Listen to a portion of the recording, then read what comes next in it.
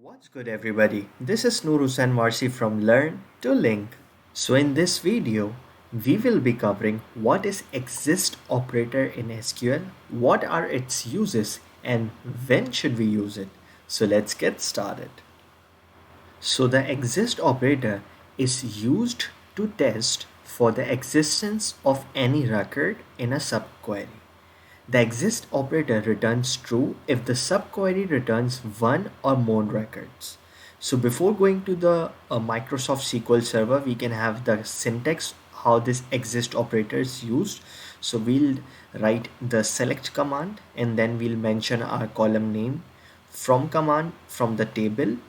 Now where exist operator, and then this will be our subquery in which you will be typing all the column name, the table, and the where condition. So now let's go to the Microsoft SQL Server Management Studio and see it practically.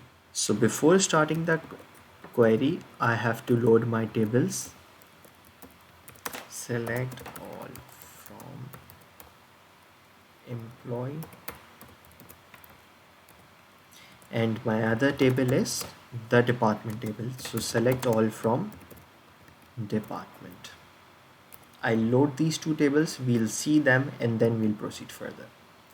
So here you can see that this is my employee table in which I have employee ID, employee name, salary, department ID, manager ID, and the department name. And on my department table, I have got these two columns which are department ID and department name. So you have seen these two tables, the employee table and the department table. So now what do I want? I want to know the name of the department in which the employees are working. The name of the department in which the employees are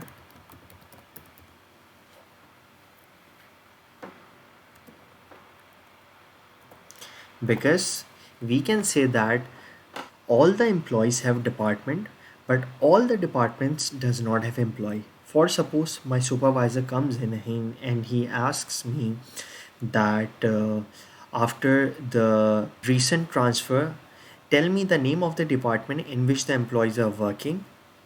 So what I will do now, I will start typing the query. Select all now from department. I am giving it alias d where exists. Now I'm typing my subquery. Select all from employee A where dot where E dot department ID equals T dot department ID. So I've written this query, I'll execute it. Okay, so as you can see that it is returning me the name of the departments in which the employees are working. So now how does SQL is executing this query? And by the way, here we have used the correlated subquery in which I'll make a separate video over that, but I can give you a raw idea what how the SQL is executing this query over here. So we want to get the name of the department in which the employees are working. So we selected all the records from the department. Here I give it alias d. Now our where condition and the exist operator. Now the exist operator is looking from this subquery, and what this subquery is stating that select all the records from employee, this alias, where E dot department ID is equals to D dot department ID. So what do I mean by here? I'll execute. So here you can see that the department ID is also in my employee table and the department ID is also in my department table. So I can say that the employee table department ID, this one is equal to the department table's department ID over here. And now if you can see that from this correlated subquery, it is returning me the records. So before executing it again, I can tell you, I can show you one thing over here.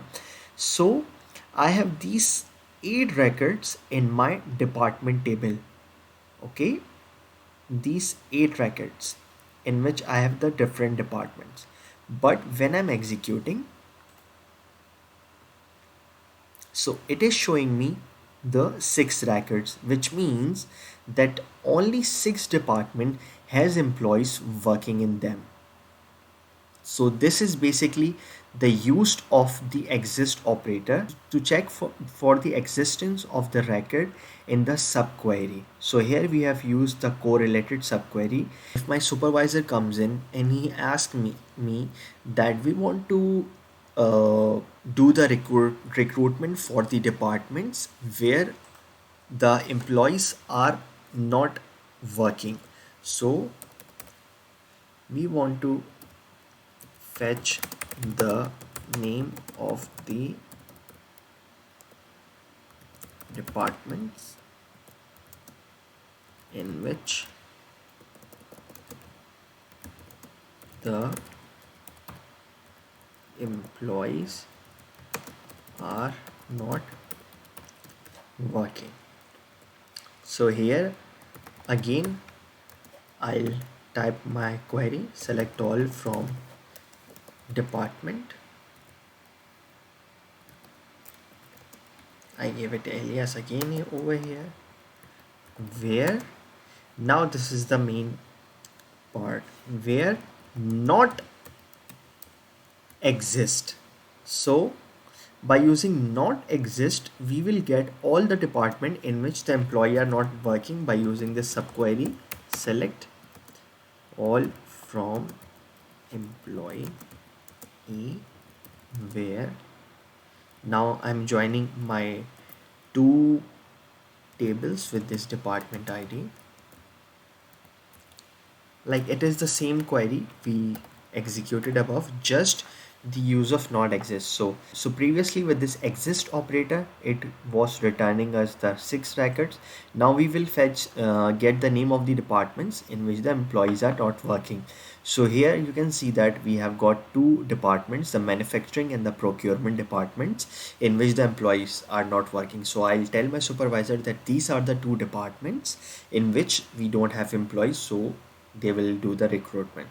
So that was all for today's video. If you have learned something from this video, a thumbs up would be really appreciated. And if you like my work, subscribe to our YouTube channel and press the bell icon. Take a very good care of yourself. I'll see you in the next video. Until then, bye.